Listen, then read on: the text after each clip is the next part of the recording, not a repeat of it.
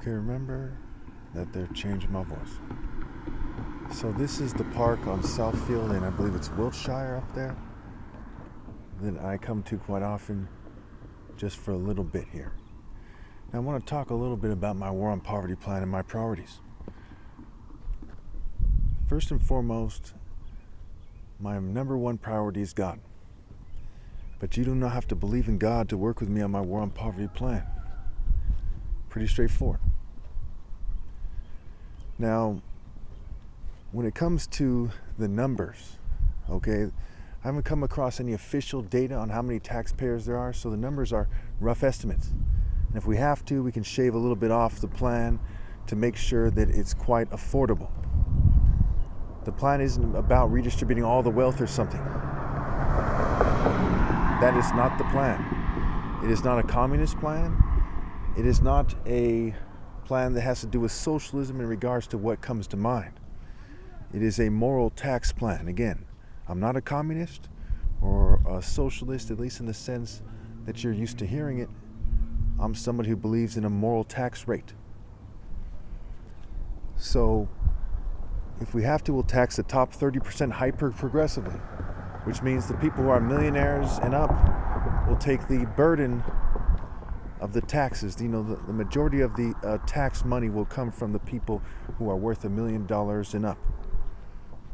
And there'll be vice taxes. The vice taxes are very affordable. They also help people understand that they're spending a lot of money on vices, that it's bad for them, and that, they need to be reminded that people always think that it's okay, they always think it's smart to do substances, so to speak, right, to abuse substances rather. And then 500,000 Americans die from cigarettes alone every year. And they leave society with the bill. And first and foremost, the reason why they turn to smoking and drinking and drugs is because the government does not know how to govern.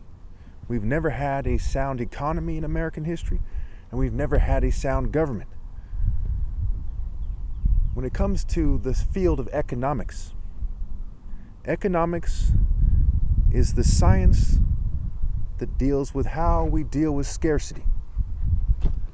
That's what economics is. So, a bad economy is when we see that there's lots of money being hoarded, and people are hungry, people are poor, and as a result, there's crime, there's high levels of substance abuse, and the government refuses to adjust the tax rate to deal with it. This plan is best on a federal level. I started off talking about plans that were federal plans to end homelessness nationwide. I talked about local plans in California when I was there. And this plan is a plan for Michigan. Now, there are people sabotaging me, as you would expect. There's cancel culture. The corporations basically control cancel culture, as I'm sure many of you have picked up on. And they have been trying to cancel me for years, and they've been harassing me, and they have been waging a sort of a campaign against me, a psychological warfare campaign against me. I'm a grown man, I'm 44 years old. I've been through far worse than the things I've experienced being targeted by the government. And I'm far tougher than they are.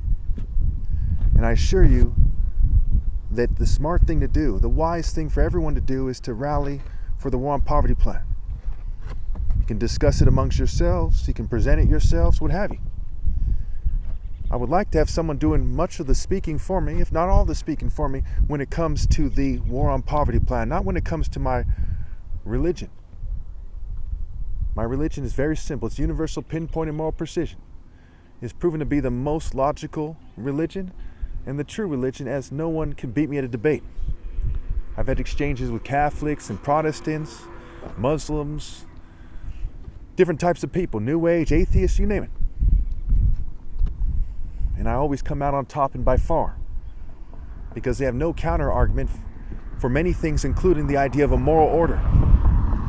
An order based on universal morality, moral absolutes. For example, it's wrong to cheat the top martial artist out of his right to lead.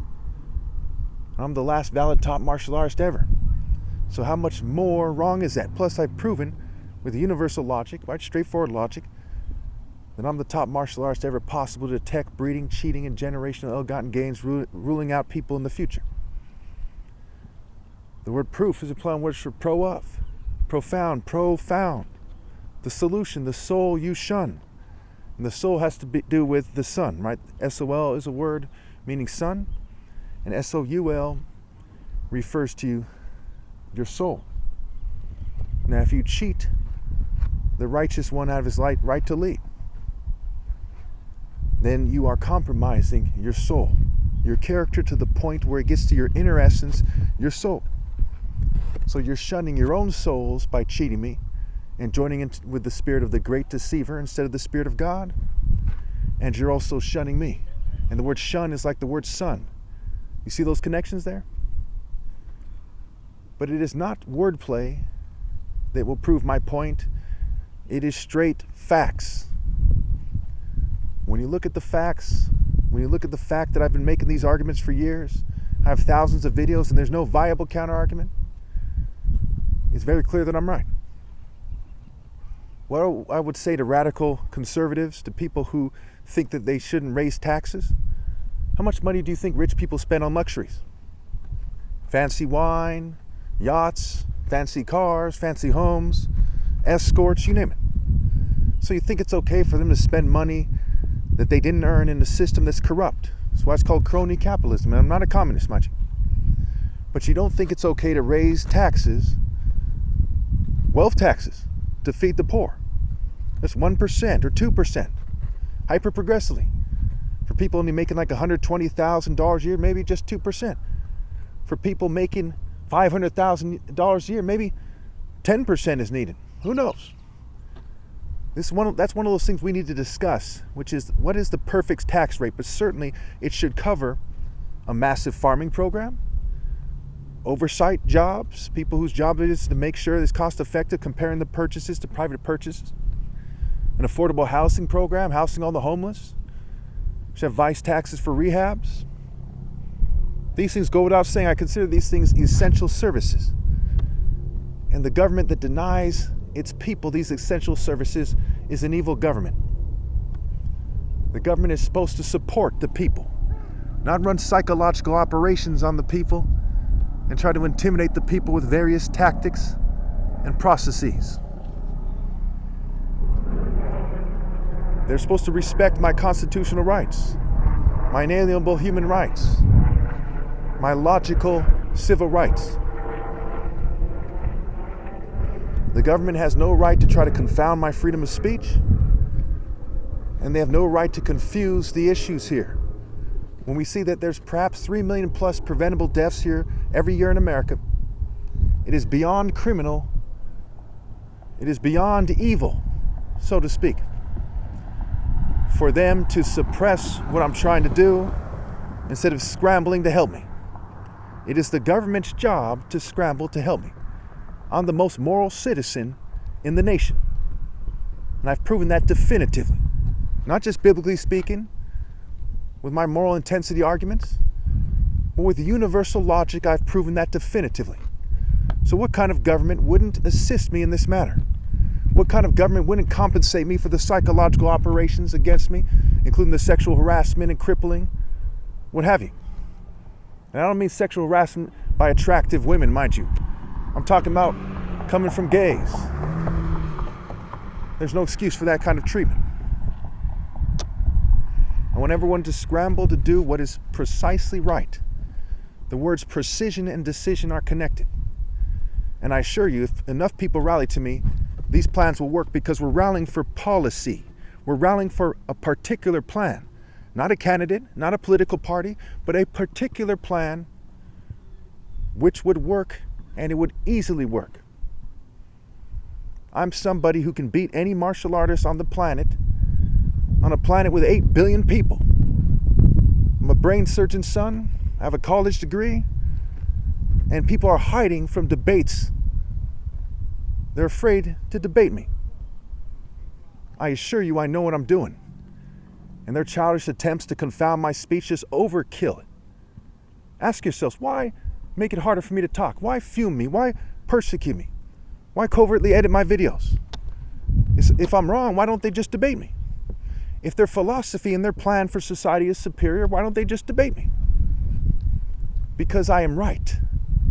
And the burden of proof is now on them because of what they've done to prove otherwise, and I assure you it cannot be done. My plan, when it's refined to a T, is foolproof, and certainly we should launch some version of it immediately, because there are people suffering and dying right now. There are people being raped and killed and trafficked, people dying of drug overdoses. You name it. Thank you.